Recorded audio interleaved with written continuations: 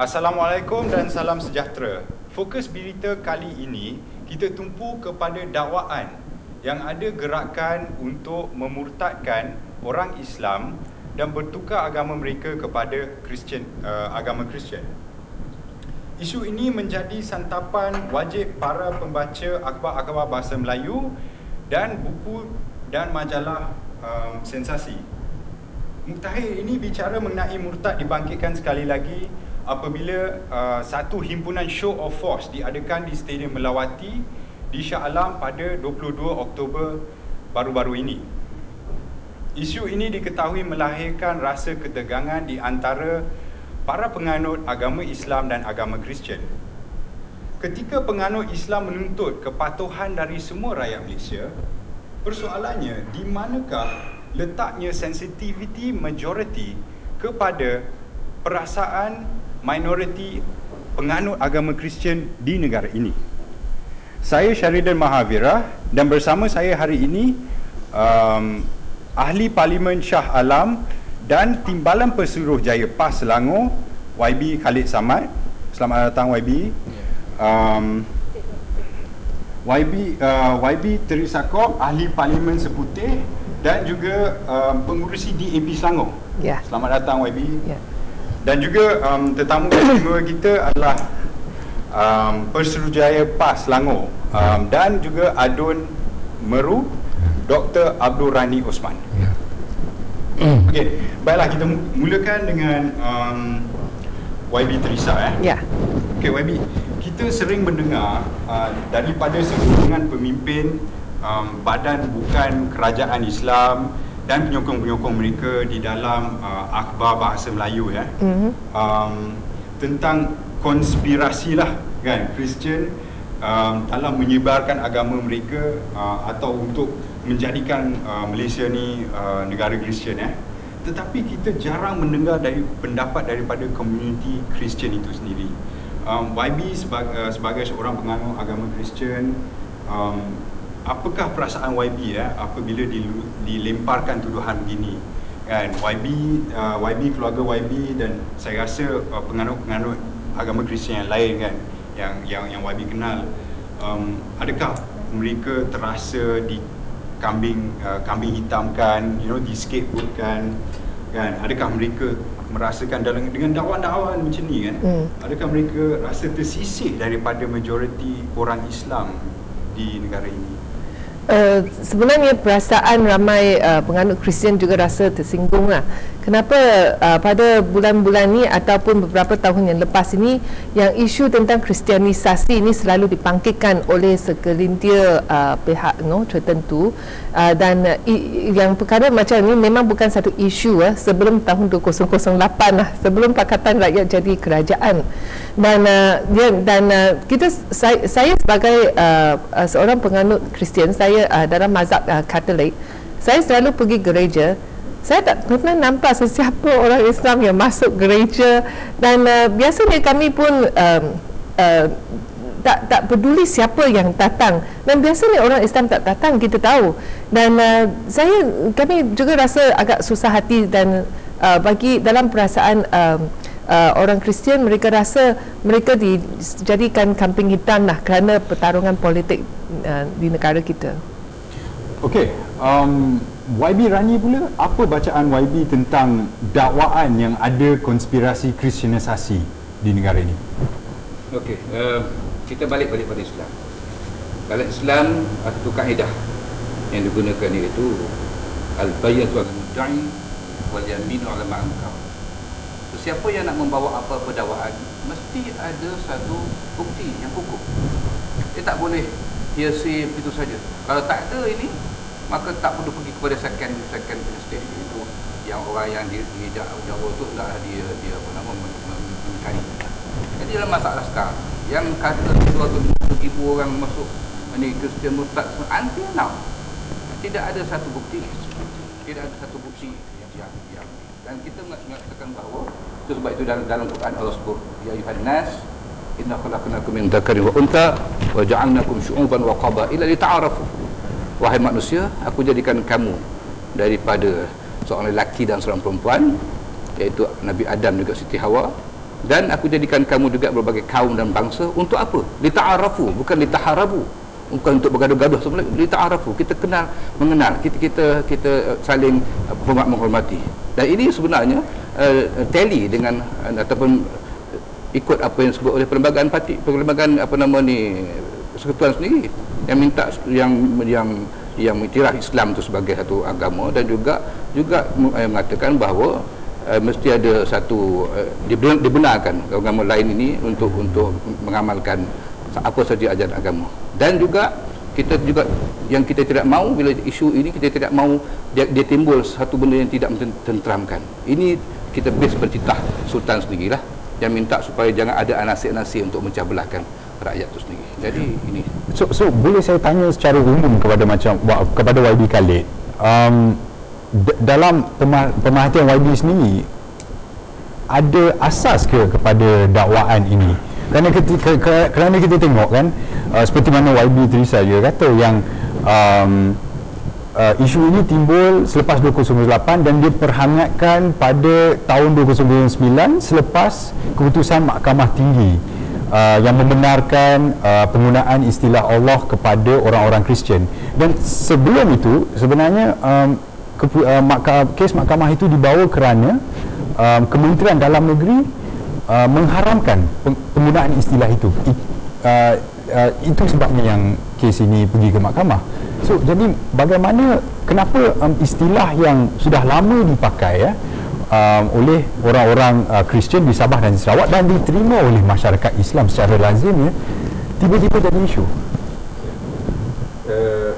Bagi pengamatan saya lah, saya melihat bahawa memang ini merupakan satu isu yang sengaja disensasikan, di mana ada agenda politik yang jelas.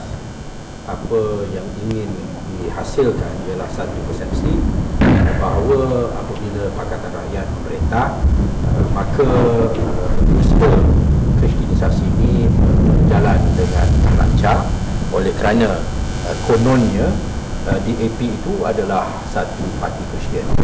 Dan perkara ini saya rasa YB Teresa perlu menjelaskan sendirilah sama ada ia benar atau tidak.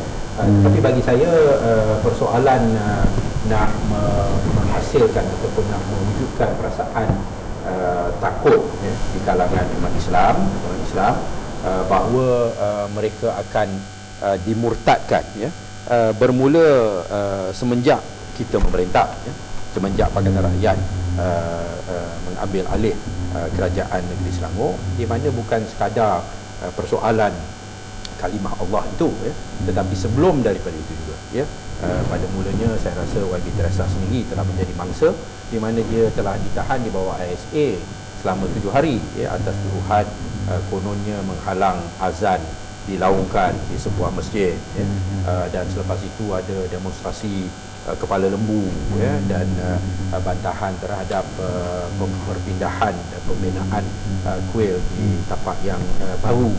Lalu ini semua merupakan isu-isu yang sengaja dihangatkan dengan tujuan untuk menakut-nakutkan orang Islam.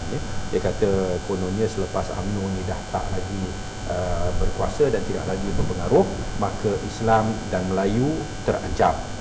Tapi hakikatnya keadaannya adalah sebaliknya. Kita melihat bahawa di negeri Selangor sebenarnya masjid-masjid dan surau-surau diimarahkan, ramai yang hadir, banyak program, bulan puasa pun, penghayatan bulan Ramadan pun jauh lebih hebat daripada sebelumnya, dan inilah masalah yang dihadapi oleh pihak lawan ataupun saingan politik, dan mereka mengusahakan satu suasana untuk memberikan gambaran bahawa keadaan orang Islam dan orang Melayu tercabar. Lalu apa yang disebutkan oleh Dr. Rani tadi, sebenarnya mengenai habar angin 250,000 orang Islam telah dimurtadkan, dan sebagainya lah, termasuklah peristiwa di UMC itu, yang mana saya rasa akhirnya apa yang perlu kita nyatakan ialah bahawa tidak ada bukti yang muktamad yang boleh mensampaikan kesalahan, maka apabila dah dikeluarkan kenyataan yang seperti itu, kita kena akuilah bahawa ianya merupakan satu perkara yang tidak dapat dibuktikan. Namun saya tidak menafikan 100% bahawa tidak ada usaha sama sekali, tetapi ianya bukanlah satu perkara yang dilakukan oleh masyarakat dan komuniti Kristian secara keseluruhannya sebagai satu konspirasi. Mungkin adalah pihak-pihak yang tertentu, dan sekiranya ada kita ada bukti, maka kita ambil tindakan terhadap mereka sahajalah. Tak perlulah kita nak lagakan seluruh umat Islam dengan seluruh komuniti Kristian dan mewujudkan satu suasana yang tegang, sedangkan ianya bukan merupakan satu ancaman ataupun masalah yang sebesar mana yang ingin digambarkan lah. Okey. YB, walaupun YB terangkan yang ini memang coincidentally jadi selepas Pakatan Rakyat mengambil alih kerajaan, dan mungkin ini satu usaha kan untuk mengakhiri. Bukan presiden okey. Tetapi macam okey, tapi masalahnya ada juga lahir rasa suspicion itu, rasa ketakutan itu, YB, pasal kerana macam di ceramah, ada setengah-setengah penceramah masa di himpunan sejahtera umat tu yang mana mereka ni adalah bekas mubalih kan, dan mereka mendakwa yang mereka ni dulu tolong membawa orang Islam masuk ke agama Kristian kan. Ada juga penceramah yang mengatakan ini satu usaha daripada golongan evangelical atau gereja evangelical kan, di kalangan masyarakat Kristian. So jadi YB, bagaimana ini, adakah ini sebenarnya yang seperti apa yang saya katakan tadi, memang mungkin ada orang yang buat begitu, tapi saya tak kenal mereka, dan ini juga bermaksud ini bukan mainstream aliran utama gereja, aliran utama ini adalah apa yang mereka galakkan.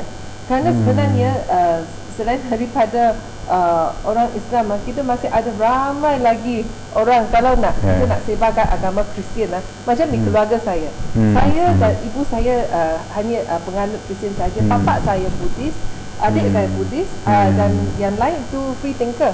Jadi saya kalau nak pergi cuba nak tukar fikiran, tukar agama, waktu Dr. Rani, lebih baik saya usaha untuk bapa saya dan keluarga saya dulu. Dan ramai kawan Cina, India, kaum India juga semua bukan Kristian juga. Saya rasa kalau kita nak buat usaha itu, ada ramai lagi kita boleh kita katakan dekati lah. Tak semestinya bagi orang Kristian, bukan semua yang begitu gigih untuk sebarkan agama tau. Ramai yang ini adalah hubungan di antara dia dengan Tuhan, itu saja. Boleh saya tanya soalan berhubung dengan parti DAP itu?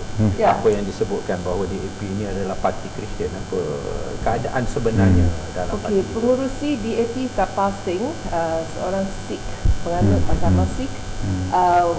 Wadi Limkisan Limbaning ini saya ingat mereka tak ada apa-apa agama tertentu lah. Dan saya rasa di parti DAP penganut agama Hindu lebih ramai daripada penganut agama Kristian. Dan penganut agama Kristian di kalangan keahlian DAP ini memang yang paling kurang sekali. Paling minoriti lah. Ya, memang minoriti. In fact, itu kira macam apa, menyusul kepada satu soalan saya lagi yang di mana kalau kita tengok dari segi komposisi penganut agama Islam, penganut agama Kristian, penganut agama Hindu, Buddha, Taois ni, agama Kristian ni memang satu minoriti kan di dalam semua penganut agama di negara ni kan. Tetapi macam mana YB, saya nak tanya pada YB Khalid lah, yang lepas tu kepada YB Rani, bagaimana orang Islam di Malaysia sungguh takut kan sampai paranoia kepada satu komuniti yang kecil begini. Kita spend berjuta-juta ringgit ke dalam institusi agama. Kita ada seolah-olah satu industri kecil dalam penceramah bebas, kelas kafar kan, kelas pembacaan Al-Quran private yang dibayar kan. Macam mana dengan ini? Orang-orang yang satu paranoia yang sengaja diwujudkan.